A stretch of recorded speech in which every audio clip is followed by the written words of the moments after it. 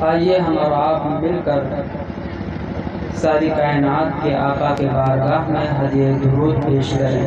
پڑھیں باؤ سے بلند اللہ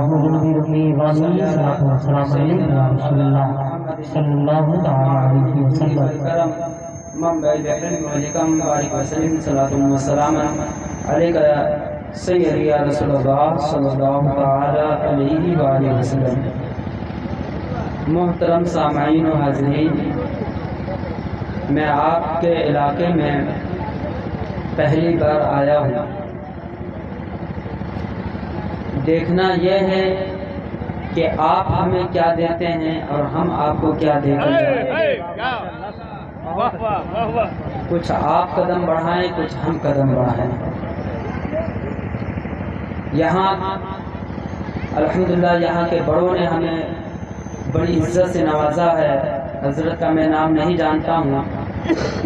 قاری اکبر علی نعیمی صاحب کی رحمت العالی، جو ہمارے والد محترم کے عمر کے بھی ہیں اور حضرت کا اچھا تعلق ہے. انہوں نے ہمیں کافی عزت دی اور باقی حضرات نے بھی بہت عزت سے نوازا ہے.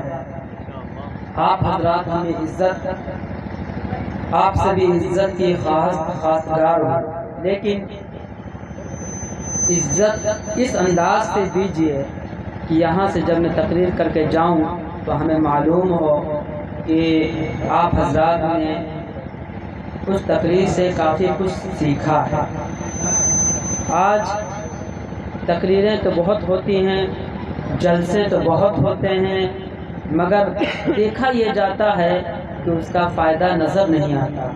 کوئی فائدہ نہیں ہوتا. رات رات بھر جلسے ہوتے ہیں، 1-1 لاکھ روپے خرچ ہوتے ہیں، 2-2 لاکھ روپے خرچ ہوتے ہیں، مگر فائدہ نہیں ہوتا.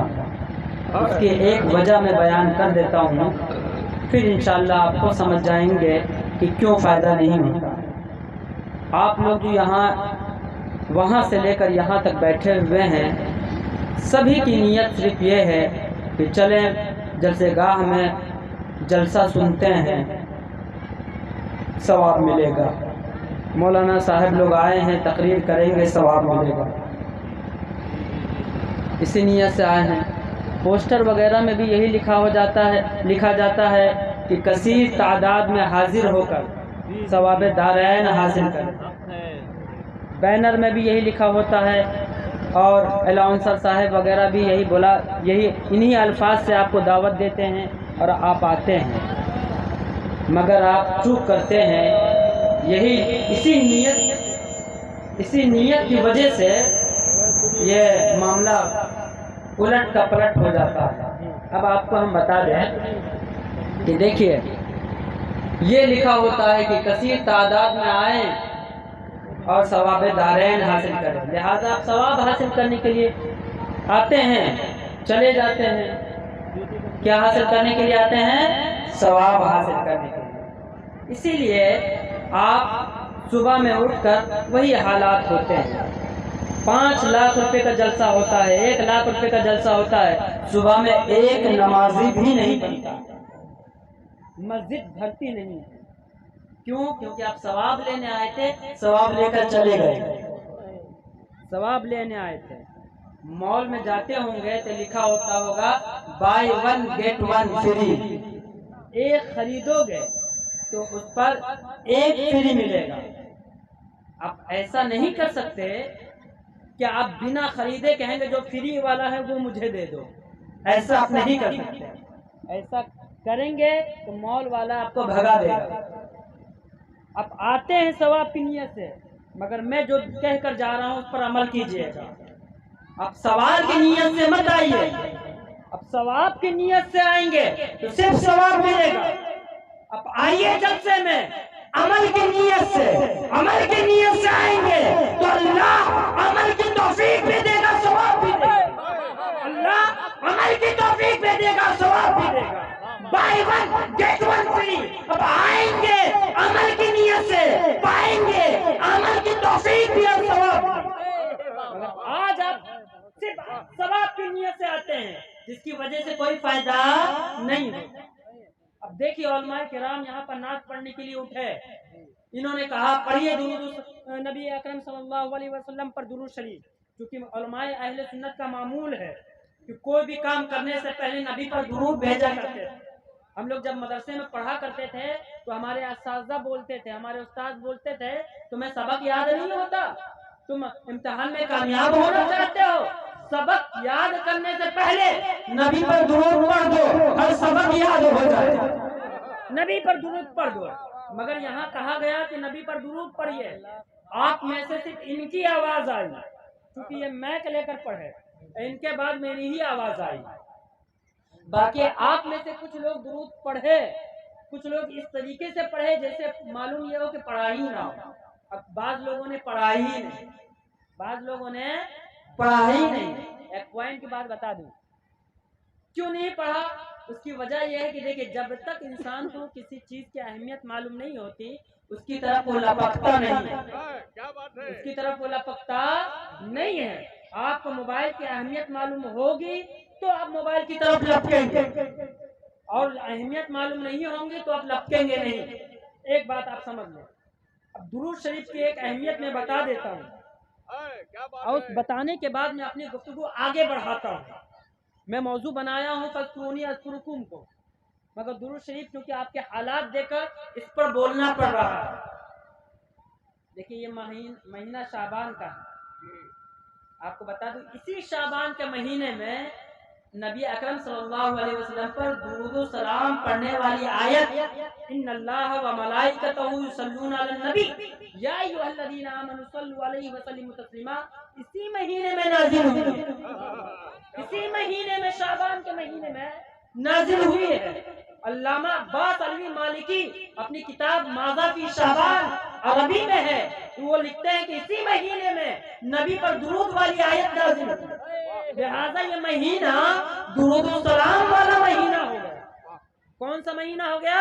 درود و سلام والا مہینہ ہو گیا۔ ابھی اس مہینے میں آپ کو چاہیے، مسلمانوں کو چاہیے کہ نبی اکرم پر کثرت سے درود و سلام پڑھا کریں۔ اب میں اہمیت کے طور پر ایک بات بتاتا ہوں، دیکھیے حجر اسود کا نام سنا ہوگا آپ لوگوں نے۔ حجر اسود، حجر کا معنی ہوتا ہے پتھر، اسود کا معنی ہوتا ہے کالا، حجر اسود کالا پتھر۔ کالا پتھر کہاں ہے؟ جو لوگ عمرہ کرنے گئے ہوں گے، جو لوگ حج کرنے گئے ہوں گے تو وہاں حجر اسود کی دیدار کے لیے لوگ مار کرتے ہیں۔ حجر اسود بس ایک بار حجر اسود کو چھونے کا موقع ملتا ہے، ایک بار حجر اسود کو دیکھ لیں وہ اپنے آپ میں سمجھتے ہیں کہ میری قسمت بن جائے۔ وہ حجر اسود کیا ہے؟ حجر اسود کا یہ مقام جو آپ دیکھ رہے ہیں، یہ مقام کیسے ہوا؟ اب سمجھیے، حضور صلی اللہ علیہ وآلہ وسلم فرماتے ہیں کہ یسلم علی قبل ان ابعث، حضور فرماتے ہیں حجر اسود کے بارے میں کہ حجر اسود مجھ پر میری پیدائش سے پہلے مجھ پر درود و سلام پڑھا کرتا ہے۔ میری پیدائش سے پہلے یہ حجر اسود کیا پڑھا کرتی تھی؟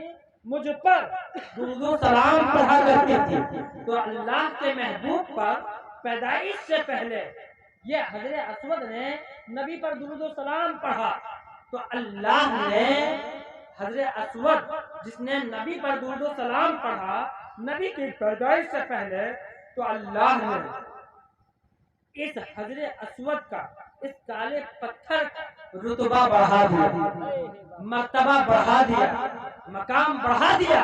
وہ کیا کہ عام پتھروں سے ہٹا کر کعبے کی دیوار میں چسپاں کر دیا، اور یہ کہہ دیا، اعلان کر دیا، اور مسلمانوں یہ ایک بے جان پتھر ہے جس نے نبی پر اعلان نبوت سے پہلے درود و سلام پڑھا، تو میں نے اس کی قسمت کو کعبے کی دیوار میں چسپاں کر دیا۔ اور مسلمانوں تم قیامت تک میرے محبوب پر درود و سلام پڑھتے جاؤ گے، میں تمہیں روز محشر میرے ان محبوب کی شفاعت نصیب ہوگی۔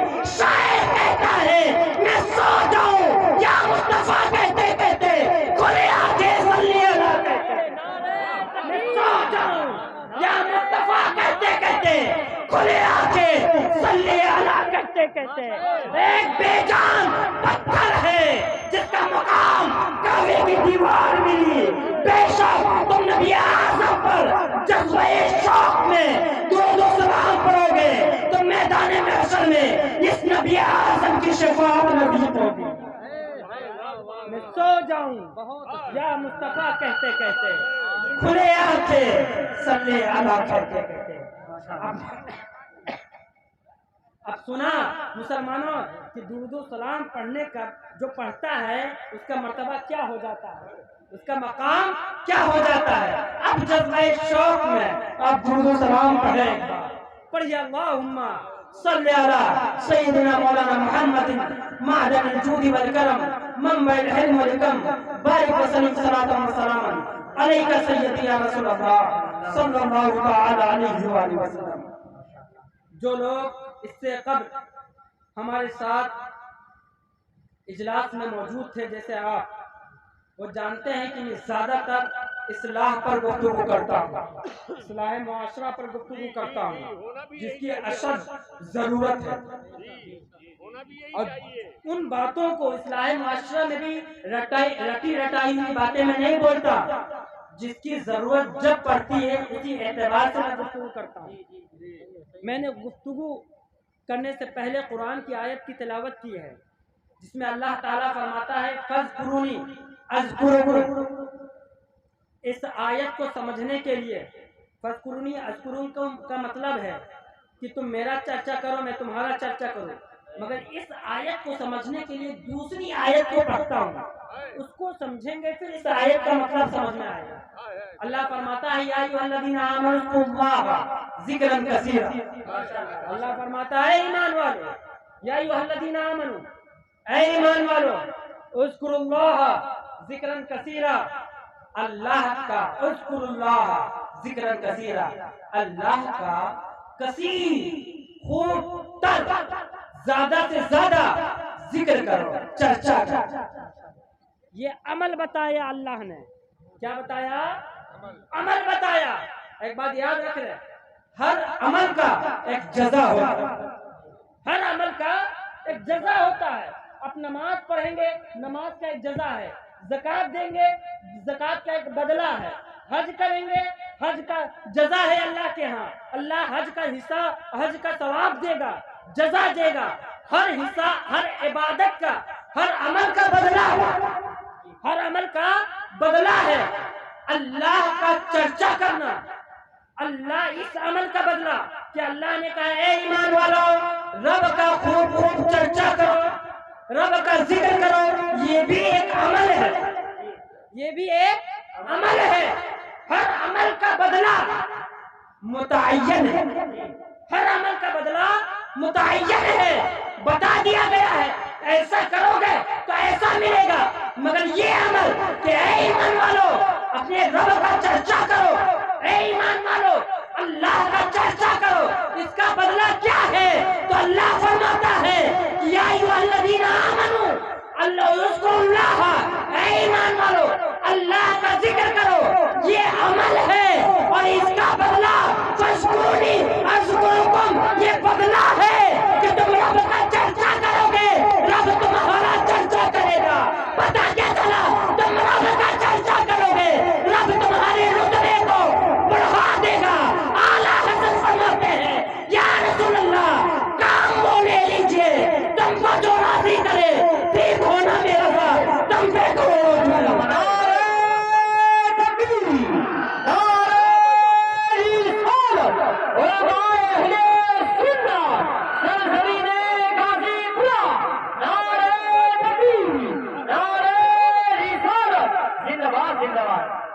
ہر عمل کا بدلہ, یاد رکھنا مسلمانوں, ہر عمل کا بدلہ ہے.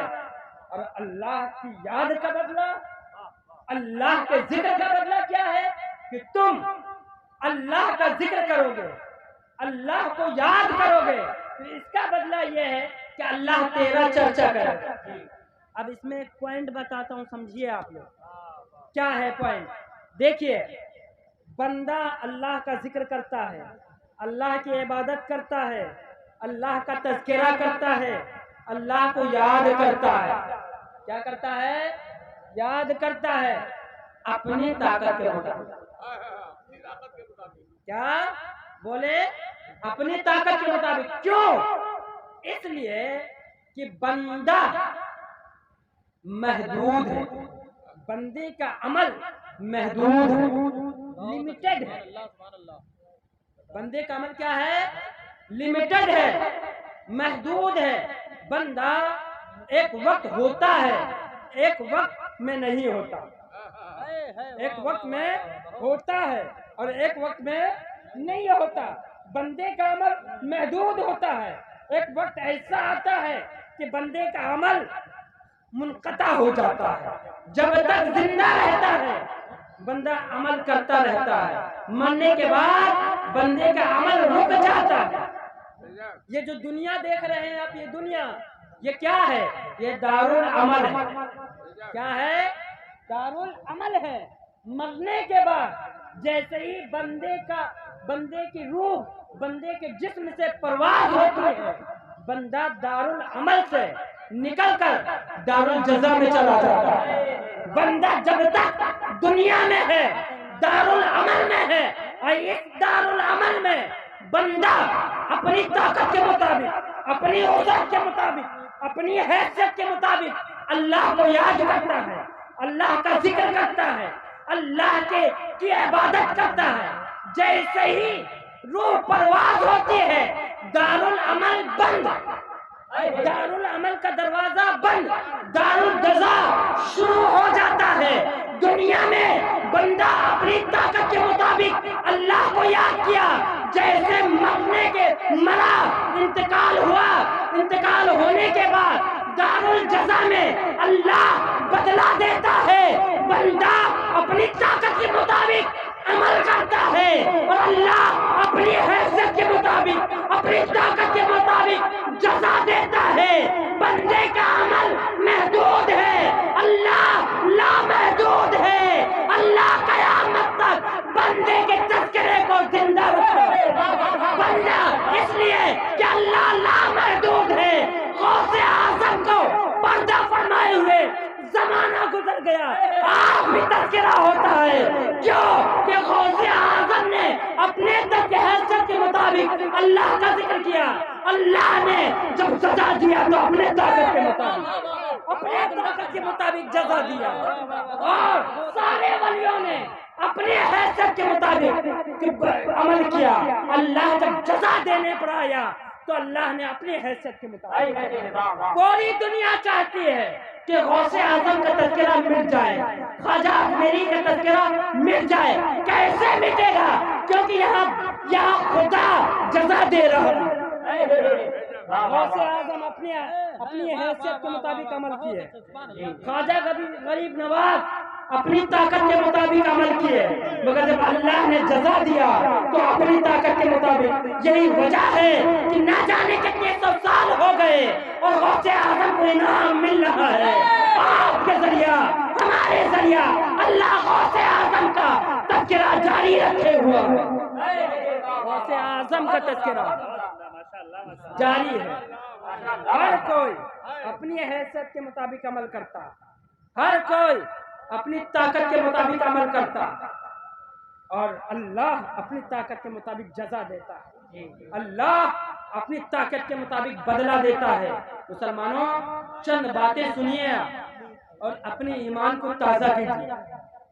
ایمان کو تازہ کیجیے اور یہ گفتگو سنیے، بند کیجیے. قاری چمن صاحب اسی لیے ہم کو بلائے ہیں، بند کیجیے. توجہ آپ نہیں دیں گے تو وہ نہیں دیں گے. ہاں نہیں، چائے ویسا بند کیجیے. سنیے، ہوٹل مت کھولیے. کون سا مہینہ ہے بتائیے؟ ہوٹل کا ٹائم ختم ہے. بتائیے کون سا مہینہ ہے؟ شعبان کا مہینہ ہے. شعبان کو سمجھ لیجئے. اور 15ویں شب ہے، الحمدللہ. دن جمعہ، دو معظم دن، معظم رات، دونوں کو اللہ نے ایک کر دیا. دونوں کو اللہ نے ایک کر دیا. اب پوائنٹ جو دینے جا رہا ہوں سمجھیے. شعبان بنا ہے تشعب سے. کس سے؟ تشعب سے شعبان بنا ہے. اور تشعب کا معنی ہے پھیلنا. کیا معنی ہے تشعب کا؟ بولیے. پھیلنا. پتہ کیا چلا؟ شعبان کا مہینہ ہوا پھلنے والا مہینہ. کیوں؟ اس لیے کہ اس ماہ شعبان میں اللہ نے بے شمار خیر و برکت رکھا ہے، اور خاص کر 15ویں شب میں تو اتنی برکتیں، اتنی خیر رکھا ہے کہ اللہ پکارتا ہے کوئی برکت لینے والا آئے مجھ سے برکت حاصل کرے. اس وجہ سے اس شعبان کو کیا کہا گیا ہے؟ 15ویں شعبان. اس وجہ سے شعبان کا مہینہ تشاب سے شعبان بنا. اب سنو آقا دو عالم کیا فرماتے ہیں. ترمذی شریف کی حدیث ہے، اللہ کے رسول فرماتے ہیں، دیکھیے نسبت سے شے ممتاز ہوتا ہے. آج آپ سیدوں کی عزت کیوں کرتے ہیں؟ کیونکہ ان سیدوں کا رابطہ، ان کی نسبت آقا دو جہاں سے. ان کے چہرے سے آپ کو محبت نہیں ہے، گوشت پوشت سے محبت نہیں ہے، محبت نسبت سے. محبت کس سے ہے؟ نسبت سے. تو سنو نسبت کی بات. حضور فرماتے ہیں شعبان شہری و رمضان شہر اللہ. شعبان میرا مہینہ ہے، رمضان اللہ کا مہینہ. شعبان شہری، شعبان میرا مہینہ ہے، رمضان شہر اللہ، رمضان اللہ کا مہینہ ہے. اب سنو، اللہ کے رسول صلی اللہ علیہ وسلم نے اس ماہ شعبان کو اپنی طرف نسبت کر کے اس ماہ شعبان کی قدر و منزلت کو بڑھا دیا. شعبان بھی اپنی قسمت پر نازا ہے. اپنی قسمت پر یہ شعبان بھی عش کر رہا ہوگا کہ نبی نے مجھے اپنی طرف بلا لیا ہے، نبی نے خود سے نسبت دے دی ہے مجھے. شعبان کو بھی اپنی قسمت پر ناز ہوگا. اب سمجھے دوسری حدیث میں اللہ کے رسول فرماتے ہیں، پہلی حدیث میں کیا کہا؟ شعبان میرا مہینہ ہے، یعنی شعبان کو اپنی طرف نسبت دے دی. اور دینے کے بعد دوسری حدیث میں فرماتے ہیں کہ سنو اے اللہ، جب رجب کا چاند اللہ کے رسول دیکھتے تو یہ دعا کرتے. کیا کرتے ہیں؟ بارک لنا فی رجب و شعبان. کیا کہتے؟ اے اللہ رجب اور شعبان کو ہمارے لیے برکت والا مہینہ کر دے، اور اس کے بعد رمضان میں ہمیں داخل کر. رجب اور شعبان کو ہمارے لیے برکت والا مہینہ کر دے، اور اس کے بعد شعبان رمضان میں داخل کر. کیا مطلب یہ کہ اللہ کے اے اللہ رمضان شعبان میں ہمارے امتی گناہوں سے توبہ کر کے مبارک ہو جائے، پھر توبہ کر کے تیرے مہینے میں داخل ہو، تیرے مہینے میں داخل ہو. اب اس بات کو سمجھنے کے لیے ایک شعر دیتا ہوں. کیا دیتا ہوں؟ اس بات کو سمجھنے کے لیے ایک شعر پھر میں سمجھاتا ہوں. درود شریف پڑھیں. اللہم صلی علی سیدنا مولانا محمد معدن الجود والکرم منبع العلم والحکم بارک وسلم صلاۃ و سلام علیک یا رسول اللہ. دیکھیے ایک شعر سمجھیے پہلے. علامہ حسن رضا بریلوی فرماتے ہیں اذاں کیا فرماتے ہیں؟ اذاں کیا جہاں دیکھو ایما والو. اذاں کیا جہاں دیکھو ایما والو، پسے ذکر حق ذکر ہے مصطفیٰ کا. پسے ذکر حق ذکر ہے مصطفیٰ کا. حسن رضا بریلوی کہتے ہیں اے ایمان والو، اے مسلمانوں، تم اذان میں کہاں ڈھونڈتے پھر رہے ہو؟ تم اذان میں کیا دیکھتے ہو؟ جہاں دیکھو ایک ہی چیز پاؤ گے، پسے ذکر حق ذکر ہے مصطفیٰ کا. اللہ کے ذکر کے بعد ذکر ہے مصطفیٰ کا. پہلے اللہ کا ذکر ہے، اس کے بعد رسول اللہ کا ذکر ہے. کیسے؟ تو سمجھیے مسلمانوں، آپ لوگ بیدار ہیں؟ سنیں گے نا؟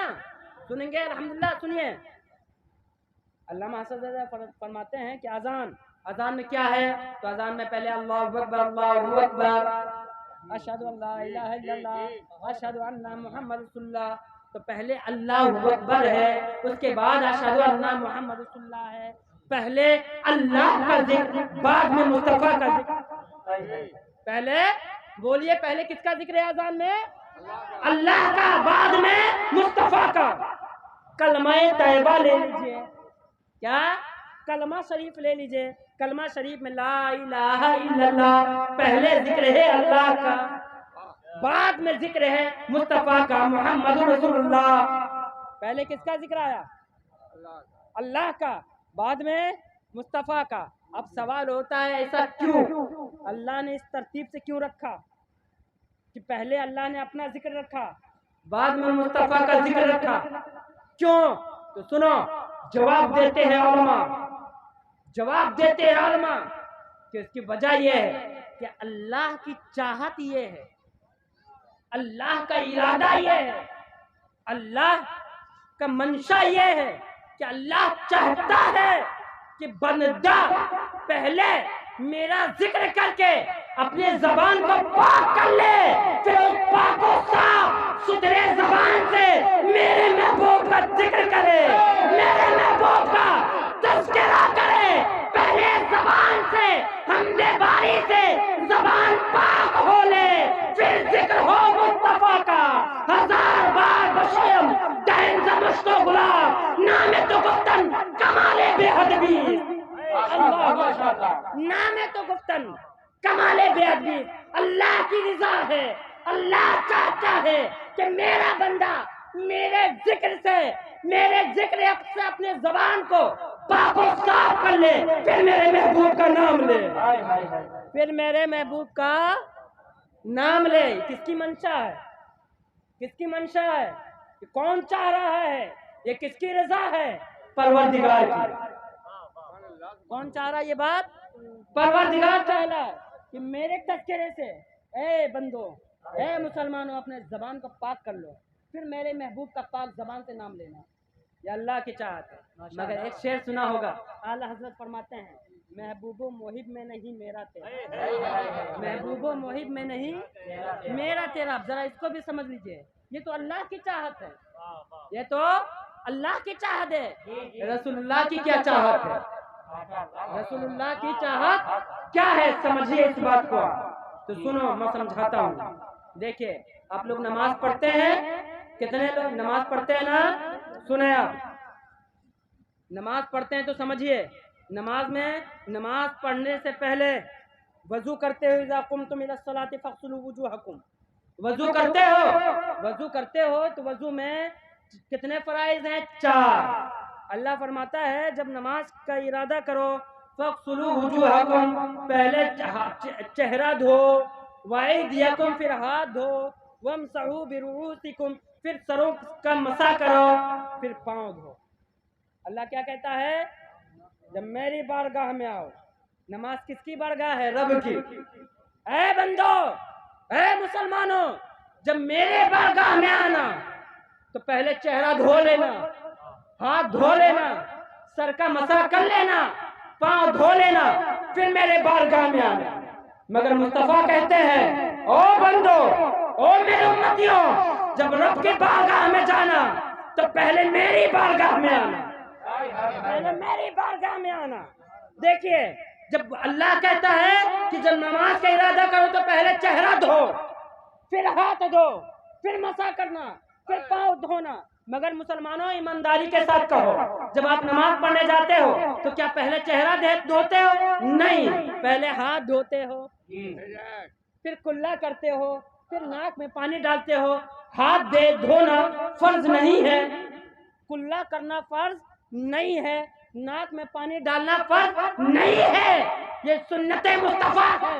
مصطفیٰ کہتے ہیں کہ جب رب کی بارگاہ میں جانا تو پہلے میری سنت سے اپنے ہاتھوں کو پاک کر لینا، پھر اس پاک ہاتھوں سے رب کی بارگاہ میں جانا۔ رب کہتا ہے میرا ذکر کر کے پاک کر لینا زبان کو، پھر مصطفیٰ کی بارگاہ میں جانا۔ اور جب مصطفیٰ کی باری آتی ہے تو مصطفیٰ کہتے ہیں کہ پہلے میری سنت سے گزر جانا، پھر میرے رب کی بارگاہ میں آنا۔ یہی تو اعلیٰ حضرت کہنا چاہ رہے ہیں کہ محبوب و محب میں نہیں میرا تیرا، محبوب و محب میں نہیں میرا تیرا، پہلے میری بارگاہ میں آنا۔ اللہ اکبر کبیرہ، یہ ہے۔ آئی بات سمجھ میں؟ بات اور سن لو، بات آ گئی ہے تو بتا دیتا ہوں، بات آ گئی ہے تو بتا دیتا ہوں میں نے کیا کہا، میں نے کہا کہ ہر اللہ تعالیٰ نے اپنے ذکر کے بعد اپنے ذکر کے بعد کس کا ذکر رکھا؟ یہ اللہ تعالیٰ نے اپنے ذکر کے بعد اپنے محبوب کا ذکر رکھا، ہر جگہ رکھا، مگر ایک جگہ سمجھو اس بات کو، آپ لوگ بھی سمجھیں، ایک جگہ اللہ نے اپنا ذکر تو رکھا، اپنے محبوب کا ذکر ہی ہٹا دیا۔ ایک جگہ وہ ہے جہاں اللہ نے اپنا ذکر تو رکھا مگر اپنے محبوب کا ذکر نہ رکھا، ہٹا دیا۔ سوال کرو گے کہ مولانا وہ کون سا مقام ہے؟ مولانا وہ کون سا مقام ہے جہاں اللہ نے اپنا ذکر تو رکھا مگر اپنے محبوب کا ذکر ہٹا دیا؟ تو میں جواب دوں گا، سنو، توجہ ہے؟ کتنے لوگ جواب سننا چاہتے ہیں بتائیں؟ الحمدللہ سب لوگ سننا چاہتے ہیں، آپ لوگ نہیں سننا چاہتے ہیں، ماشاءاللہ۔ سنیں، دیکھیں وہ مقام کون سا ہے؟ وہ مقام ذبح ہے۔ جب ذبح کرتے ہو بکرے کو، مرغے کو، تو کہتے ہو بسم اللہ اللہ اکبر، بس بسم اللہ الرحمن الرحیم بھی نہیں بولتے ہو، کیا کہتے ہو؟ بسم اللہ اللہ اکبر۔ دیکھو مقام ذبح پر قربانی کرنے جاتے ہو، بکرا ذبح کرنا جاتے ہو، مرغا ذبح کرتے ہو، تو یہاں اللہ کا ذکر کرتے ہو، مصطفیٰ کا ذکر ہٹا دیتے ہو۔ مصطفیٰ کا ذکر یہاں نہیں ہے، یہاں مصطفیٰ کا ذکر کرو گے تو جائز نہیں ہوگا۔ کیوں اللہ نے یہاں ہٹایا؟ کیونکہ اللہ نے اپنا ذکر رکھا، کیا رکھا؟ میرا ذکر رہے گا۔ کیوں؟ اس لیے کہ اللہ رحمان ہے، اللہ رحیم ہے، اللہ کریم ہے، اللہ غفار ہے، اور اللہ رحیم ہونے کے ساتھ ساتھ، رحمان ہونے کے ساتھ ساتھ، غفار ہونے کے ساتھ ساتھ اللہ جبار بھی ہے، قہار بھی ہے، اور مرغے پر یا بکرے پر ذبح کرنا ظاہراً رحمت کا وقت نہیں ہوتا ہے، زحمت کا ذکر ہوتا ہے۔ تو اللہ رحیم بھی ہے، اور رحیم ہونے کے ساتھ ساتھ اللہ قہار بھی ہے، جبار بھی ہے، اس لیے اللہ نے اپنا ذکر تو رکھا، اور اللہ نے اپنے محبوب کو سراپا رحمت بنا کر بھیجا۔ وما ارسلناک الا رحمۃ للعالمین، اللہ نے رحمت بنا کر بھیجا، قہاریت سے ہٹا دیا، جباریت سے ہٹا دیا۔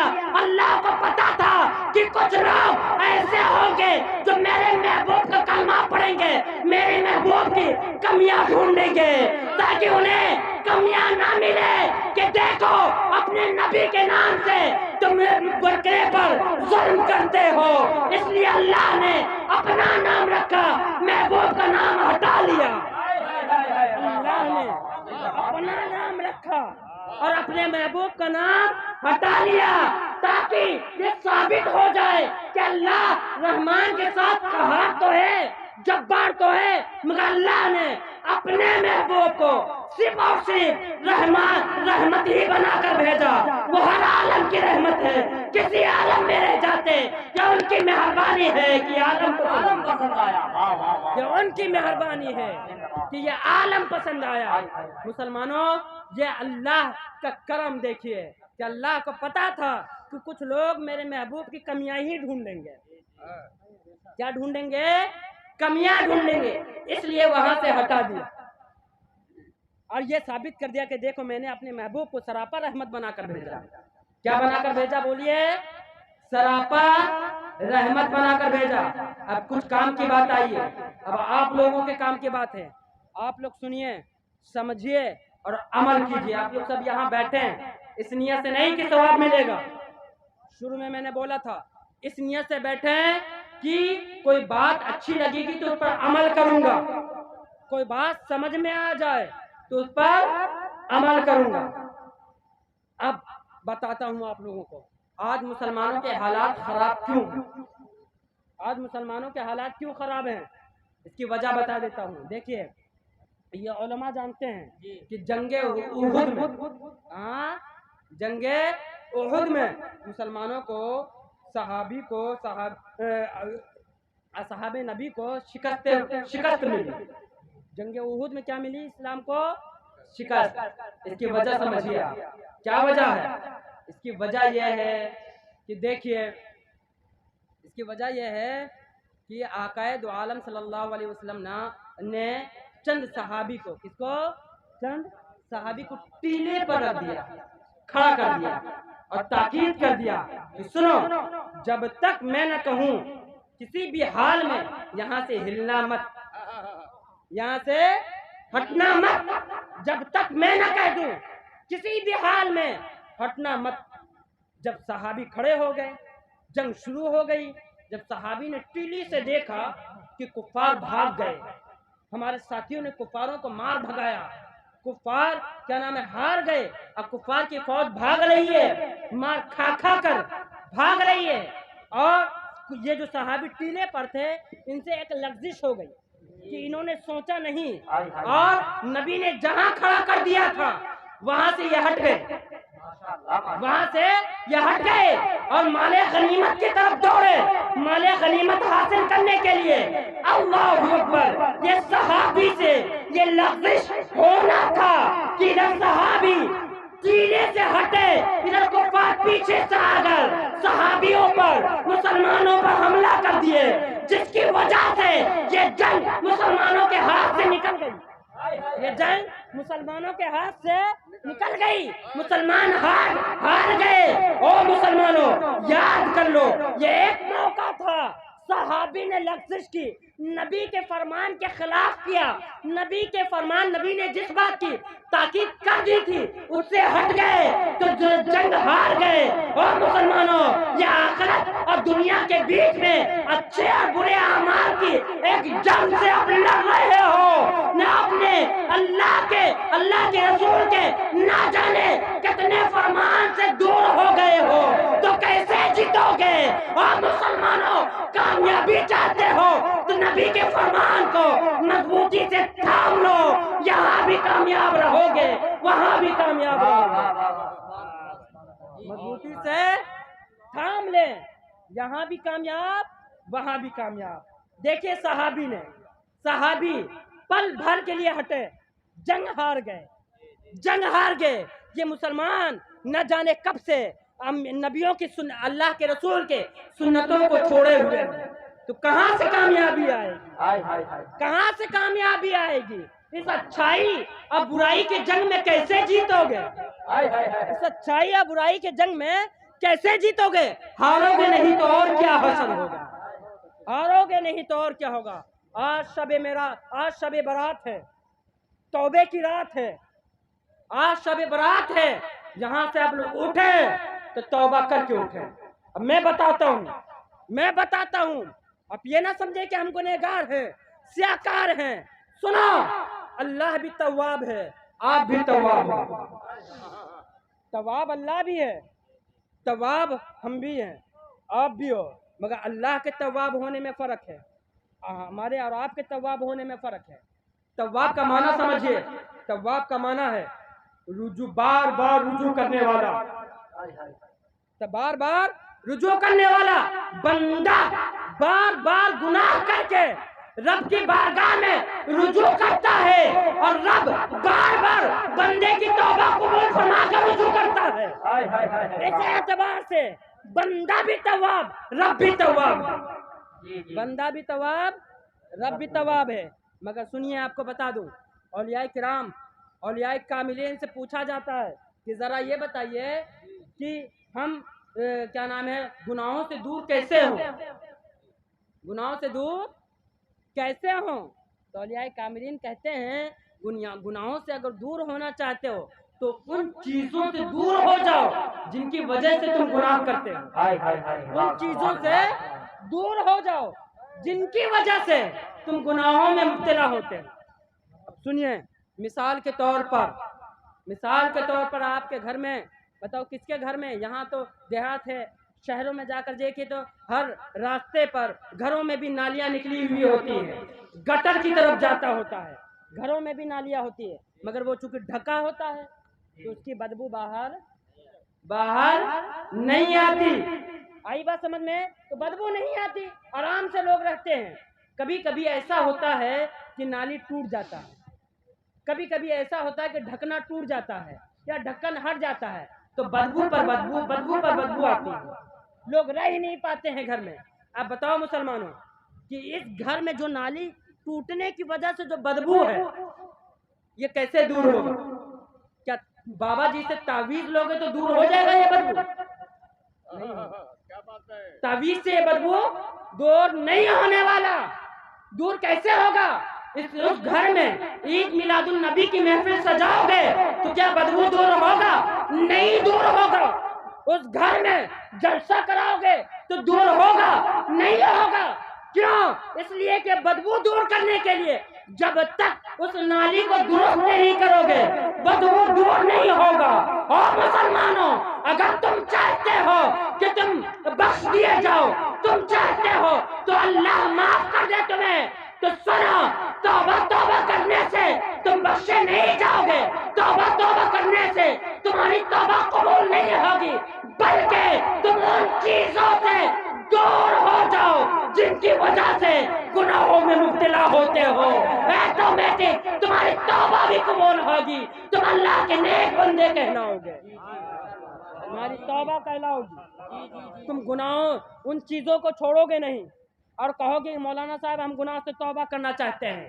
اللہ کی بارگاہ میں توبہ کرو گے, اے اللہ میں یہ توبہ کرتا ہوں, اے اللہ میں یہ توبہ کرتا ہوں, اور ان تمام کاموں سے لگے رہو گے جس کی وجہ سے گنہگار ہو رہے ہیں, جس کی وجہ سے گنہگار ہو رہے ہو. سنو, حضور صلی اللہ علیہ وسلم بنی اسرائیل کے زمانے میں, اس کے زمانے میں بنی اسرائیل کے زمانے میں حضور صلی اللہ علیہ وسلم صحابیوں کو, کن کو؟ صحابیوں کو بنی اسرائیل کے ایک نوجوان کی حکایت بیان فرماتے ہیں اور کہتے ہیں کہ سنو, بنی اسرائیل کے زمانے میں ایک نوجوان ہوا کرتا تھا, ایک آدمی ہوا کرتا تھا. وہ آدمی جب بوڑھا ہو گیا, جب ان کو لگنے لگا کہ میری موت قریب ہے, میں اب مرنے والا ہوں, چند دنوں کا مہمان ہوں. بخاری میں ہے یہ بات, مسلم شریف میں بھی حدیث شریف مذکور ہے, جو چاہے جا کر دیکھ لے. جی حضور فرماتے ہیں کہ وہ آدمی اپنے بیٹوں کو جمع کیا, بیٹوں کو بلایا اور کہا اے بیٹوں, میں اب مجھے میرے سامنے میرے گناہ جو زندگی بھر ہم نے گناہ کیا تھا وہ سامنے دکھ رہا ہے, میں شرمندہ ہوں اپنے گناہوں سے, اور اتنا شرمندہ ہوں کہ اے میرے بیٹے جب میری روح پرواز کر جائے, میں مر جاؤں تو مجھے قبر میں دفن مت کرنا بلکہ مجھے جلا دے. وصیت کیا کر رہے ہیں کہ مجھے قبر میں دفن مت کرنا بلکہ کیا کرنا, مجھے جلا دینا. جی مجھے دفن مت کرنا بلکہ کیا کرنا, جلا دینا. اللہ اکبر کبیرہ. سنیں, وہ کہتے ہیں کہ ان کے بیٹوں نے ایسا ہی کیا, انتقال ہو گئے, بیٹوں نے جلا دیا, اور ان کے راکھوں کو انہوں نے وصیت کیا تھا رات کو بھی ایک جا جمع مت کرنا بلکہ کیا کرو گے, بلکہ ان کو ہوا میں منتشر کر دینا, کیونکہ میں اس لائق نہیں ہوں کہ میں اپنا چہرہ رب کی بارگاہ میں لے جا سکوں, میں گناہوں کی وجہ سے وہاں کی آگ میں جلوں گا, اس سے بہتر ہے کہ زمانے دنیا کے آگ میں جل جاؤں. اللہ اکبر. بیٹوں نے ایسا ہی کیا. اللہ نے فرشتوں کو حکم دیا راکھوں کو جمع کرو, سارے فرشتوں نے راکھوں کو جمع کیا. جمع کرنے کے بعد اللہ نے راکھ کو حکم دیا کہ تم انسان بن جاؤ. جو تھے وہ راکھ انسان بن کر اللہ کے حضور کھڑا ہو گیا. اللہ نے سوال کیا تم کو کس چیز نے ابھارا کہ تم اپنے بیٹوں کو وصیت کرو کہ میری لاش کو جلا دے. کن بات نے اس بات پر آمادہ کیا؟ اللہ اکبر کبیرہ.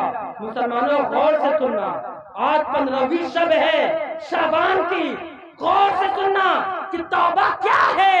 اصل توبہ کرنا نہیں ہے بلکہ اس نوجوان نے رب کی بارگاہ میں کہا او پروردگار عالم, مجھے تجھ سے ڈر لگ گیا تھا, میں شرمندہ ہو گیا تھا, تیرا خوف میرے دل میں بس گیا تھا, اسی وجہ سے میں نے اپنی اولاد کو یہ حکم دیا، رب نے فرمایا سن اصل توبہ شرمندہ ہونا اور میرا خوف دل میں پیدا کر لینا ہے، جا تجھے میں بخش دیا، فرشتوں کو حکم دیا، انہیں جنت میں بھیج دیا گیا، فرشتوں کو حکم دیا گیا اور انہیں جنت میں بھیج دیا گیا۔ دیکھیے یہاں سے سبق ملتا ہے، درس ملتا ہے کہ اصلی توبہ شرمندہ ہونا گناہوں پر اور رب کے خوف کو اپنے دل میں بسا لینا۔ او مسلمانوں، آج 15ویں شب ہے، کیا ہے بولیے؟ 15ویں شب ہے، رب کا ڈر، رب کا خوف خدا اپنے دل میں سماؤ اور اپنے گناہوں پر شرمندہ ہو کے آج کی رات توبہ کر لو، آج کی رات توبہ کر لو۔ بتاؤں ایک وعدہ آپ لوگ کرو، آج آپ میری تقریر سے خوش ہو رہے ہو نا، آپ اپنی ادا سے مجھے بھی خوش کرو، ایک ہاتھ سے تالی۔ اب جو میں کہنے والا ہوں مسلمانوں، مجھ سے وعدہ کرنا تاکہ یہ جلسہ کامیاب ہو جائے۔ جلسہ چیخنے چلانے سے کامیاب نہیں ہوتا، جلسہ گفتگو کو سمجھ کر اس پر عمل کرنے سے اور صبح ہو کر کچھ بدلاؤ آنے سے کامیاب ہوتا ہے، بدلاؤ آنے سے۔ دیکھیے ملٹی میڈیا میں موبائل ہے نا، یہ دیکھیے موبائل ہے نا، یہ موبائل سکسیس ہے، یہ موبائل کامیاب ہے۔ اس کا راز جاننا چاہتے ہو مسلمانوں؟ کیوں بتاؤ، کتنے لوگ اس کا راز جاننا چاہتے ہیں؟ بس 2-4 لوگ، پیچھے والے نہیں جاننا چاہیں گے، کوئی بات نہیں، مت جانیے، بات سمجھ میں آئے تو قبول کر لینا، اڈاپٹ کر لینا، ورنہ اگنور کر دینا۔ آئی بات سمجھ میں؟ دیکھیے جب موبائل بنانے والوں نے موبائل کو بنایا تو ان کا مقصد دے دیا، موبائل بنانے کے بعد موبائل کو مقصد دے دیا اور کہہ دیا کہ او موبائل، میں تمہیں اس لیے بنا رہا ہوں تاکہ تم ایک دوسرے سے رابطہ کرا سکو، مقصد دے دیا۔ اور کچھ دنوں تک، چند دنوں تک چھوٹا موبائل چلتا رہا اور اس موبائل نے اپنے مقصد پر قائم رہا، لوگوں کی باتیں آپس میں کراتا رہا، قائم رہا۔ پھر اس کے بعد جب موبائل والوں نے دیکھا کہ یہ اپنے مقصد کو بھولا نہیں ہے تو دھیرے سے اس میں میسج کا آپشن ڈال دیا، چیٹ کا۔ پھر اس کے بعد دھیرے دھیرے دیکھا کہ یہ پھر بھی اپنے مقصد سے ہٹا نہیں ہے، پھر اس میں واٹس ایپ ڈال دیا، فیس بک ڈال دیا، یوٹیوب ڈال دیا، ٹویٹر ڈال دیا۔ اب موبائل کے اندر واٹس ایپ بھی ہے، موبائل کے اندر یوٹیوب بھی ہے، فیس بک بھی ہے، اس کے باوجود موبائل نے اپنا مقصد نہیں چھوڑا، موبائل نے اپنا مقصد نہیں چھوڑا۔ آپ کے پاس کوئی موبائل ہے، یوٹیوب بہت اچھا چل رہا ہے، فیس بک بہت اچھا چل رہا ہے، مگر جب کسی کا فون آئے تو گھنٹی نہ بجے تو اس موبائل کو آپ رکھو گے یا بیچ دو گے؟ پھینک دو گے، ہٹا دو گے؟ بات آ رہی ہے، اس کی آواز آپ تک نہیں پہنچ رہی ہے، آپ کہو کہ موبائل خراب ہو گیا، آپ دوسرا موبائل لو۔ اگرچہ فیس بک اچھے سے چل رہا ہے، اگرچہ واٹس ایپ اچھے سے چل رہا ہے، مگر اس کو آپ کیا نام ہے ہٹا دو گے۔ پتا کیا چلا؟ موبائل اپنے مقصد پر ڈٹا ہوا ہے۔ اسی وجہ سے دن بدن موبائل سکسیس ہے، موبائل کامیاب ہے، موبائل ہر روز آگے بڑھ رہا ہے، ہر روز نئے موبائل ایجاد ہو رہا ہے، فیس بک ہے، واٹس ایپ ہے، ٹویٹر ہے، مگر موبائل اپنا مقصد بھولا نہیں ہے۔ دیکھیے اب فیس بک دیکھ رہے ہیں، یوٹیوب چلا رہے ہیں، ویڈیو چل رہا ہے، کسی نے فون کیا، یوٹیوب بند، فیس بک بند، گھنٹی بجنا شروع ہو گیا، گھنٹی بجنا شروع ہو گیا۔ یہی وجہ ہے کہ یہ موبائل کامیاب ہے۔ کیوں کامیاب ہے؟ کہ موبائل نے اپنا مقصد نہ بولا۔ او مسلمانوں، او بھولے بھالے سنیو مسلمانوں، سنو، اللہ تعالیٰ نے آپ کو پیدا فرما کر آپ کو مقصد دے دیا۔ وَمَا خَلَقْتُ الْجِنَّ وَالْإِنسَ إِلَّا لِيَعْبُدُونَ۔ اے مسلمانوں، ہم نے تمہیں پیدا فرما کر تجھے مقصد دے رہا ہوں کہ تجھے کسی اور کاموں کے لیے نہیں، اپنی عبادت کے لیے پیدا کر رہا ہوں، اپنی عبادت کے لیے پیدا کیا ہوں۔ اور ہر روز 5 وقت اللہ کی طرف سے حی علی الصلاۃ کی سزا کر آپ کو آپ کا مقصد یاد دلا رہا ہے، مگر یہ مسلمان اپنے مقصد کو بھول کر دوسرے کاموں میں لگا ہوا ہے۔ یہی وجہ ہے کہ مسلمان ناکام ہوتا چلا گیا۔ آج مسلمان مسلمانوں پر ماب لنچنگ ہو رہا ہے. مسلمان کتنا ناکام ہوا, اتنا ناکام کہ دیکھیے آج مسلمانوں پر ماب لنچنگ ہو رہا. کیوں؟ اس لیے کہ مسلمانوں نے اپنا مقصد بھول گیا, مسلمان اپنا مقصد چھوڑ بیٹھے ہیں. بتائیے مولانا صاحب, یہ غلط بول رہا ہوں؟ غلط بولنا. 5 وقت اللہ کی طرف سے اذان آتی, حی علی الصلاۃ, آؤ کامیابی کے ساتھ, حی علی الفلاح, آؤ کامیابی کی طرف. مگر مسلمان مقصد کو بھول چکے ہیں. ایک بے جان موبائل جس نے مقصد کو یاد رکھا ترقی کرتا جا رہا ہے.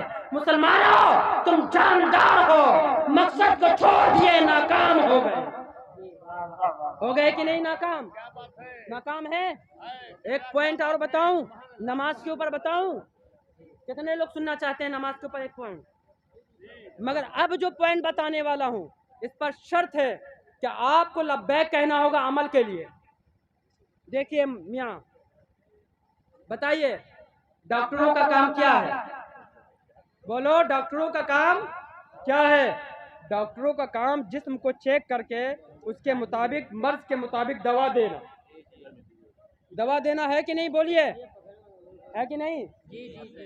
اب بتائیں اپنے زندگی کا تجربہ, آپ تو ان میں بڑے ہیں, حضرت قاری صاحب قبلہ, آپ تو بڑے ہیں, اپنے زندگی کا تجربہ بتائیے. آج تک سائنس بہت ترقی کر گئی, سنا ہوگا.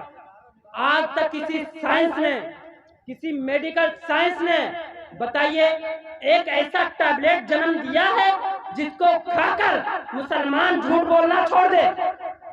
بتائیے دیا ہے ایسا ٹیبلٹ؟ ہے کوئی ماں نے ایسا سرجن پیدا کیا ہے جو سرجن سینے کا آپریشن کر کے اس میں سے حسد, جلن, کینہ, بغض کو نکال دے؟ پیدا کیا ہے کسی ماں نے ایسا سرجن؟ نہیں. کسی سائنس نے, کسی ڈاکٹر نے ایسا ٹیبلٹ تیار کیا ہے جس کو کھا کر انسان گناہوں سے دور ہو جائے, جس کو کھا کر انسان جھوٹ بولنا چھوڑ دے؟ میں کہوں گا نہیں, ہرگز نہیں. کیا ہے؟ مگر سنو مسلمانوں, قربان جاؤ اپنے دین اسلام پر. کیا اللہ تعالیٰ نے دین اسلام کے پاس سنیے میاں, آخری بات سن لیں, اس کے بعد اب بڑھتے رہیے گا. چاہے ایک ڈاکٹر آپ نہیں دکھا سکتے کہ جس نے ایسا ٹیبلٹ دیا ہو کہ جس کی وجہ سے انسان جھوٹ بولنا چھوڑ دے, جس کی وجہ سے انسان غیبت کرنا, جس کو کھا کر چھوڑ دے, جس کو کھا کر انسان حسد, کینہ, بغض سے دور ہو جائے. مگر قربان جاؤ, اسلام نے ایک ایسا ٹیبلٹ دیا ہے جس کو اپنا کر مسلمان گناہوں سے دور, جھوٹ سے دور, کینہ سے دور ہو جاتا ہے. وہ ٹیبلٹ کیا ہے؟ تو اسلام جواب دیتا ہے, ان الصلاۃ تنہا عن الفحشاء والمنکر. اسلام نے ایک نماز کے شکل میں ایک ایسا ٹیبلٹ دیا ہے کہ مسلمان اسے اپنا کر جھوٹ سے دور, غیبت سے دور, چغلی سے دور, یہاں تک کہ ظاہری باطنی ہر بیماری سے دور ہو جاتا ہے. ہر بیماری سے مسلمان دور ہو جاتا ہے. ایک ٹیبلٹ. اور مسلمانوں کامیاب ہونا چاہتے ہو تو اسلام کے ایک ٹیبلٹ جس کا نام ہے نماز, اس کو اپنا لو. تم دنیا میں بھی کامیاب, آخرت میں بھی کامیاب. آج 15ویں شب ہے, مل کر توبہ کرو, اب مل کر وعدہ کرو کہ آج سے ہم سب 5 وقت کا نمازی بنیں گے. بتائیے کتنے لوگ یہ ٹیبلٹ کھانے کو تیار ہیں؟ کتنے لوگ 5 وقت کا نمازی بنیں گے؟ اگر آپ نمازی بن گئے, میرا یہاں آنا وصول ہو جائے گا, ان کا بلانا وصول ہوگا, ان علماء کرام کی محنتیں وصول ہو جائیں گی. بتاؤ نماز پڑھو گے؟ جی. المومن اذا وعد وفا. مومن جب وعدہ کرتا ہے تو پورا کرتا ہے. ایک بار ہاتھ اٹھا کے کہیں کہ ہم لوگ نمازی بنیں گے.